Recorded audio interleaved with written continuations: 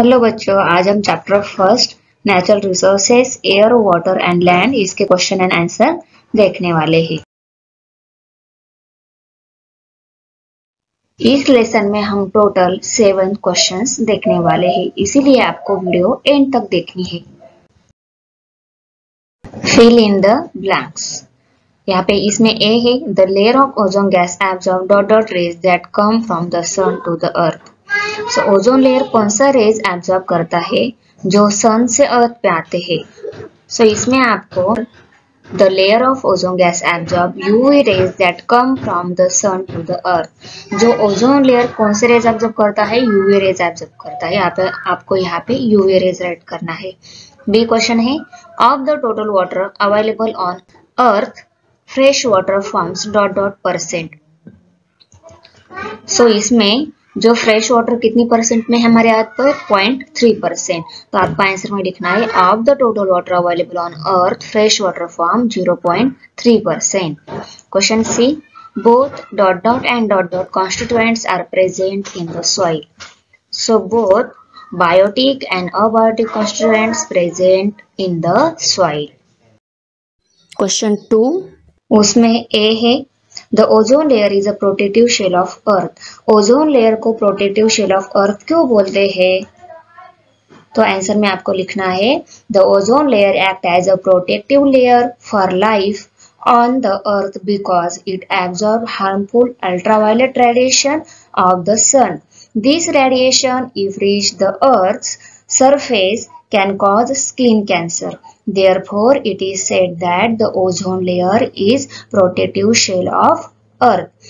तो ozone layer को हम प्रोटेक्टिव शेल ऑफ अर्थ बोलते हैं क्योंकि ओजोन लेयर क्या करते हैं, जो हार्मफुल रेडिएशन रहते हैं सन से आने वाले वो एब्जॉर्ब करते हैं और अर्थ पे जाने नहीं देते। अगर वो प्रोटेक्टिव शेल नहीं होती तो वो रेज डायरेक्टली क्या सन पर आ जाते और स्किन कैंसर हो जाता। इसीलिए उसको क्या बोलते हैं, प्रोटेक्टिव शेल, क्योंकि वो हमारी स्किन को प्रोटेक्ट करती है ना, उस लेयर से प्रोटेक्ट करती है और हमें स्किन कैंसर से बचाती है। इसीलिए उस लेयर को हम प्रोटेक्टिव शेल ऑफ अर्थ ऐसा बोलते हैं। तो बी है, वाटर इज लाइफ। हम वाटर को लाइफ क्यों बोलते हैं? तो इसमें आपको लिखना है, living organism can not survive without water. The blood of animals and sap of plants also have high proportion of water. Therefore water is said to be life. हम वाटर को लाइफ बोलते हैं। क्यों बोलते हैं? क्योंकि सभी लिविंग ऑर्गेनिज्म जो होते हैं उनको जीने के लिए पानी चाहिए होता है और वही हम उस पे ही हम जीते हैं। उसके बाद में जो एनिमल का ब्लड रहता है, प्लांट का सैप रहता है, उसमें हायर प्रोपोर्शन में वाटर ही रहता है। अगर वो नहीं है तो हम कैसे जिएंगे? Animals, plants and living all living things जी ही नहीं पाएंगे क्योंकि उनकी बॉडी के अंदर, उनके अंदर जो ब्लड रहता है, सैप रहता है, उसमें ज्यादा प्रोपोर्शन में वाटर रहता है। अगर वो नहीं है तो वो जी नहीं पाएंगे, वो सर्वाइव नहीं कर पाएंगे। इसीलिए हम वाटर को क्या बोलते हैं, लाइफ ऐसा बोलते हैं। सेकेंड में सी है, सी water is useful even though it is not portable. हमारे लिए सी वाटर यूजफुल नहीं है, यानी कि ड्रिंकिंग पर्पस के लिए हम उसका यूज नहीं कर सकते, बट वो हमारे लिए यूजफुल। तो इसमें आपको लिखना है, fishery is an important occupation of coastal people which is entirely depend on sea. जो कोस्टल पीपल जो है, जो समुद्र के किनारे जो लोग रहते हैं, उनका इम्पोर्टेंट ऑक्यूपेशन क्या है, फिशरी है। सेकेंड आपको लिखना है, salt, iodine and some other minerals are obtain from sea water. So sea water में साल्ट, आयोडीन एंड मिनरल्स मिलते हैं, ऑब्टेन होते हैं, इसीलिए वो क्या है, इम्पोर्टेंट है। थर्ड वन है, water from ocean can be use for making hydro electricity. Ocean से जो वाटर, ओशन का जो वाटर है उसका यूज के लिए करते हैं, हाइड्रो इलेक्ट्रिसिटी मेकिंग के लिए यूज करते हैं। वो क्या है, रिन्यूएबल सोर्स ऑफ एनर्जी है।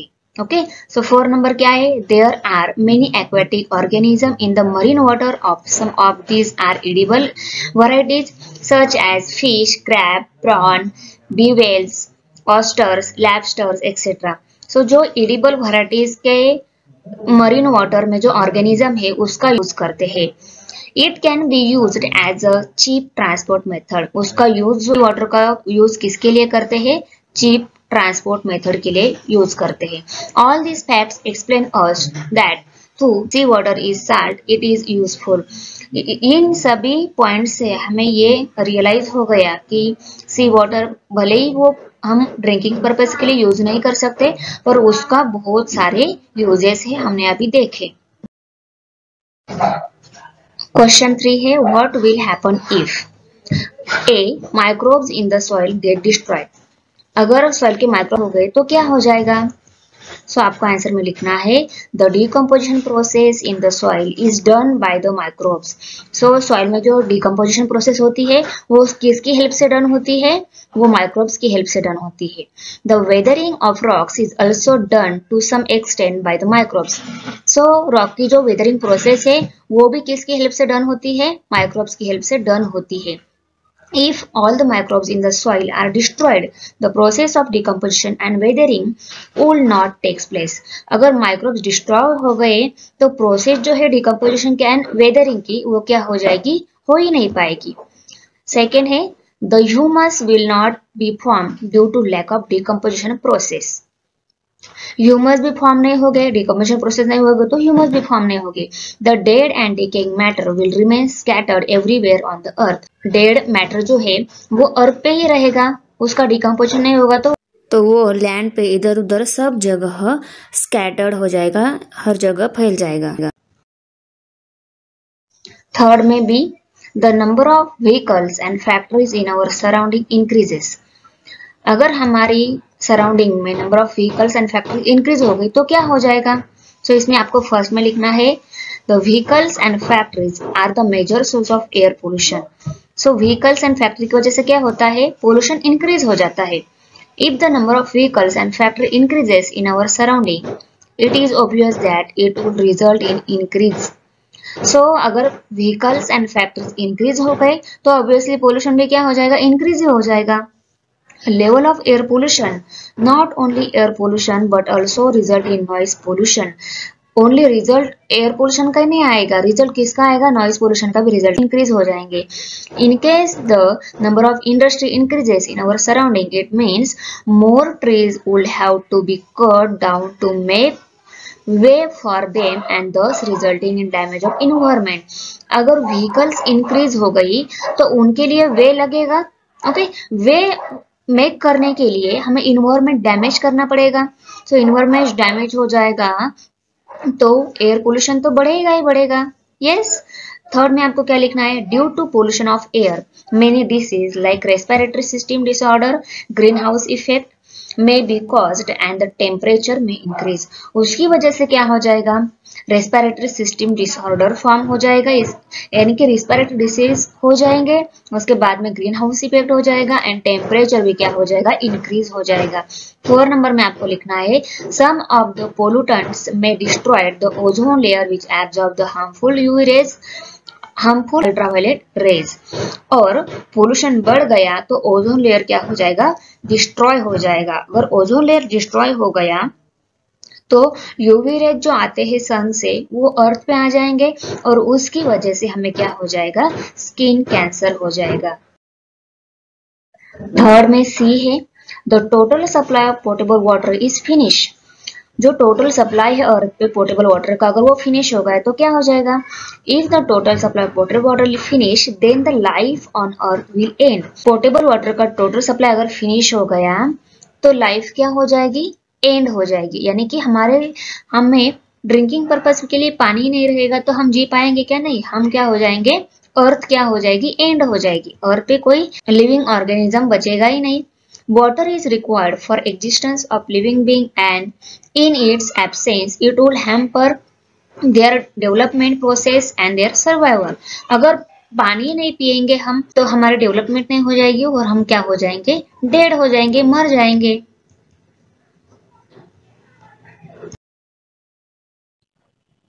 Question 4 match the following, group A group B.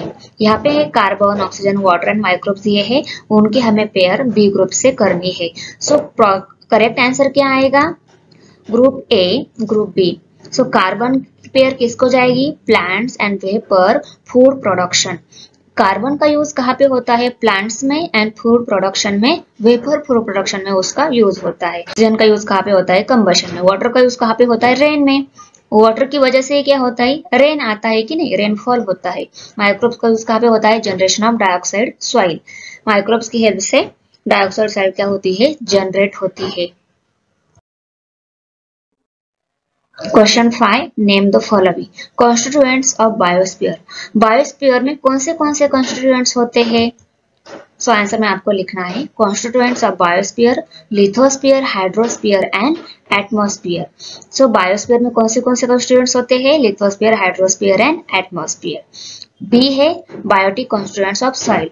Soil के बायोटिक कॉन्स्टिट्यूएंट्स कौन से हैं, तो इसमें आपको लिखना है biotic constituents of soil, microbes, worms, insect and rodents. C है fossil fuel. So fossil fuel में क्या क्या आता है, fossil fuel petrol, diesel, kerosene and paraffin, ये सब आता है फॉसिल फ्यूल में।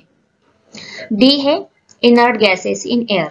तो गैसेस में कौन से इनर्ट गैसेस है, so inert gases in the air, helium, neon, argon, krypton, xenon and radon, ये सब क्या है, इनर्ट गैसेस है एयर में। ई है gases that are harmful to ozone layer. कौन से गैसेस है ओजोन लेयर के लिए हार्मफुल है, सो कार्बन टेट्राक्लोराइड यानी कि CCl4 एंड क्लोरोफ्लोरोकार्बन, ये क्या है, हार्मफुल है ओजोन लेयर के लिए।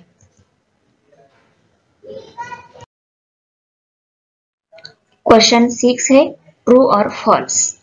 ए, land and soil are the same things. Land and soil ये सेम थिंग्स है क्या, ट्रू है और फॉल्स है, तो ये क्या है, फॉल्स है। बी है the water in the lake is called ground water. जो लेक में जो वाटर होता है उसको हम ग्राउंड वाटर बोलते हैं क्या, नहीं, उसको हम ग्राउंड वाटर नहीं बोलते, इसको आपको यहाँ पे फॉल्स राइट करना है। सी है it takes around 1000 year to form a 25 centimetre thick layer of soil. 25 centimetre thick layer होने के लिए 1000 ईयर लगते हैं क्या, नहीं, तो ये भी क्या है, फॉल्स है। डी है radon is use in decorative light. Radon decorative light में यूज होता है क्या, नहीं, तो यहाँ पे आपको क्या लिखना है, फॉल्स लिखना है।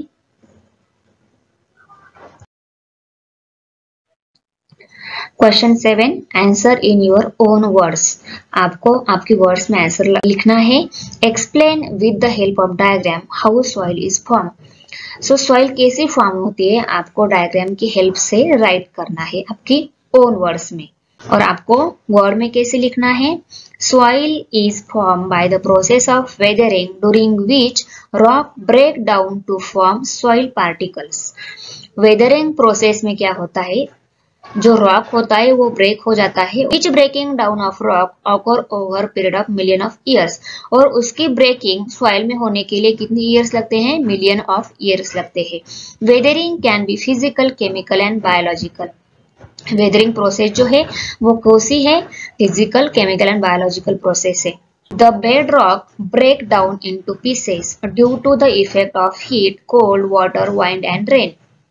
बेड रॉक जो है वो छोटे छोटे पीसेस में ब्रेक डाउन होते हैं हीट, कोल्ड एंड वाइंड की इफेक्ट से। Microbes, insect and rodents also help in this process. इस प्रोसेस में माइक्रोब्स, इंसेक्ट्स एंड रोडेंट्स भी हेल्प करते हैं। The root of trees also help in the process of weathering. जो trees के root होते हैं वो भी वेदरिंग प्रोसेस में यूज होते हैं। क्वेश्चन 7 में बी है why is there a shortage of water even though it occupies about 71% of earth surface. हमारी अर्थ सरफेस पे 71% वाटर है, फिर भी हमें वाटर का शॉर्टेज क्यों आता है। ओके, सो इसमें आपको लिखना है Though water occupies about 71% of Earth's surface, all of it is not potable water. जो 71% वाटर है उसमें सभी वाटर पोर्टेबल वाटर नहीं है। Most of the water is available in the form of sea and ocean, which is salty in nature. Most of the water यानी कि ज्यादा percent में वाटर ओशन में है, सी में है, और वो कैसा है, साल्टी है। This saline water has its limitation and cannot be used for many purposes. इस saline water के कुछ limitations है, वो हम सभी पर्पज के लिए यूज नहीं कर सकते। Around 2.7% of water exists in frozen state or as groundwater which is inaccessible. So उसमें से 2.7% वाटर क्या है, फ्रीजन स्टेट में है, और कुछ वाटर क्या है, ग्राउंड वाटर, वो क्या है, इनएसेसेबल है। Only 0.3% of water is available as potable water which is fit for human occupation। और उसमें से सिर्फ 0.3% जो वाटर है वो क्या है, ह्यूमन कंजम्पशन के लिए फिट है और उसका हम यूज कर सकते हैं। इसीलिए वाटर इतनी 71% अमाउंट में प्रेजेंट है भी क्या आता है, शॉर्टेज आता है। सो क्यों आता है, आ गया समझ में। 7 में सी है, what are the various constituents of air, write their uses। So air में कौन से कॉन्स्टिट्यूएंट्स है उनका हमें यूज राइट करना है। सो आंसर में आपको लिखना है constituents of air and uses. So air में फर्स्ट कॉन्स्टिट्यूएंट्स है नाइट्रोजन। सो नाइट्रोजन का यूज कहाँ पे होता है, is required in building proteins. Proteins build होने के लिए नाइट्रोजन का यूज होता है। Useful in production of ammonia, ammonia का प्रोडक्शन करने के लिए भी हम नाइट्रोजन का यूज करते हैं। Used in air tight packaging of food products, हम air tight packaging food products होते हैं उसमें भी क्या होता है, नाइट्रोजन यूज होता है। सो कौन से एयर टाइट पैकेजिंग प्रोडक्ट है, हम जो कुरकुरे, ओके, जीरा राइस कप वगैरह जो लेते हैं वो क्या होते हैं, उसमें एयर होती है। आप अगर खोलते हो आपको एयर होती है उसमें, तो उसमें भी क्या होता है, नाइट्रोजन का यूज होता है। Oxygen necessary for respiration and combustion, तो ऑक्सीजन का हम यूज रेस्पिरेशन के लिए, सांस लेने के लिए हम क्या करते हैं, ऑक्सीजन का यूज करते हैं। उसके बाद में कंबशन के लिए भी क्या होता है, ऑक्सीजन का यूज होता है। Carbon dioxide use by plants to make their food, so carbon dioxide का यूज प्लांट्स करते हैं। क्यों करते हैं, क्योंकि उनको फूड प्रिपेयर करने के लिए वह कार्बन डाइऑक्साइड चाहिए होता है। यूज्ड इन फायर एक्सटिंक्शर, फायर एक्सटिंक्शर जो होती है आग बुझाने में, फायर बुझाने में यूज होता है। सो आर्गन है, फोर्थ वन एयर कॉन्स्टिट्यूएंट से argon. Used in electric bulb, argon कहाँ पे यूज होता है, इलेक्ट्रिक बल्ब में यूज होता है। फिफ्थ वन है helium, use for obtaining low temperatures, use for generating lift in airship. So airship में लिफ्ट जनरेट करने के लिए हम क्या करते हैं, हेलियम का यूज करते हैं। उसके बाद लो टेम्परेचर ऑब्टेन करने के लिए भी, अगर हमें लो टेम्परेचर चाहिए कहीं पे, तो हम क्या करते हैं, हीलियम का यूज करते हैं।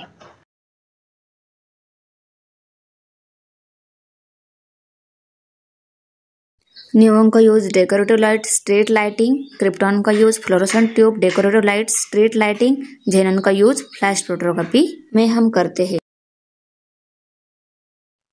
7 में डी है, why air, water and land considered to be valuable natural resources। क्यों हम एयर, वाटर एंड लैंड को वैल्यूएबल नेचुरल रिसोर्सेज क्यों बोलते हैं। सो इसमें आपको लिखना है, first, air is necessary for respiration of all living things, without air living things can not survive. Air का यूज कहाँ पे होता है, रेस्पिरेशन में होता है, और वो लिविंग थिंग्स के लिए चाहिए होता है। ओके, एयर किसको चाहिए होता है, लिविंग थिंग्स को। अगर लिविंग थिंग्स को एयर नहीं मिली तो वो क्या हो जाएगी, डेड हो जाएंगे, वो जी ही नहीं पाएंगे, है कि नहीं। बी क्या है, water is also very important for living things. The survival of all living things is possible only if water is available। So water की हेल्प से living things जो है वो सर्वाइव कर सकते हैं, उनकी डेवलपमेंट हो सकती है। इसीलिए वाटर भी क्या चाहिए, लिविंग थिंग्स को चाहिए। सो इसीलिए वाटर क्या ही इंपॉर्टेंट है। उसके बाद में है land, land is necessary to build shelter for us. So land की हेल्प से हम हमारा शेल्टर बिल्ड कर पाते हैं। Land is requiring for agriculture and it provides us with many useful minerals but their availability is limited. So air, water and land are valuable natural resources. Air, water and land ये हमारी क्या है, basic need complete करते हैं, limited है। Okay, ये हमारी basic need complete करते हैं और वो लिमिटेड भी है, इसीलिए हम क्या बोलते हैं, air, water and land are valuable natural resources.